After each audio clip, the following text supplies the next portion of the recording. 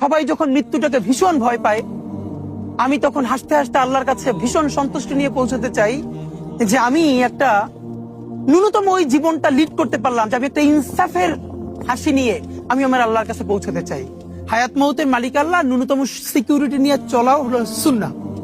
কিন্তু আমাদের লড়াইটা হলো, আমার মা স্বাভাবিকভাবেই কান্নাকাটি করেন, আমার পরিবার সবাই। তো আমি আমার মাকে বলেছি যে দেখো, মানে আমরা যে লড়াই নেমেছি, আমার একটা মনে হয় কি কোনো রাজনীতিবিদের না বাসায় মৃত্যুটা হইতে পারে না, এটা কোনো ভালো মৃত্যু না।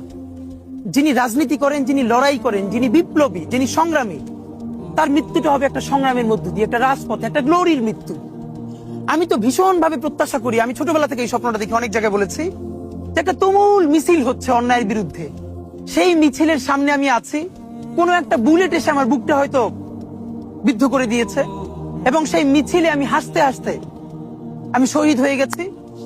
এবং সবাই যখন মৃত্যুটাকে ভীষণ ভয় পায়, আমি তখন হাসতে হাসতে আল্লাহর কাছে ভীষণ সন্তুষ্টি নিয়ে পৌঁছতে চাই যে আমি একটা ন্যূনতম ওই জীবনটা লিড করতে পারলাম, যে আমি একটা ইনসাফের হাসি নিয়ে আমি আমার আল্লাহর কাছে পৌঁছতে চাই।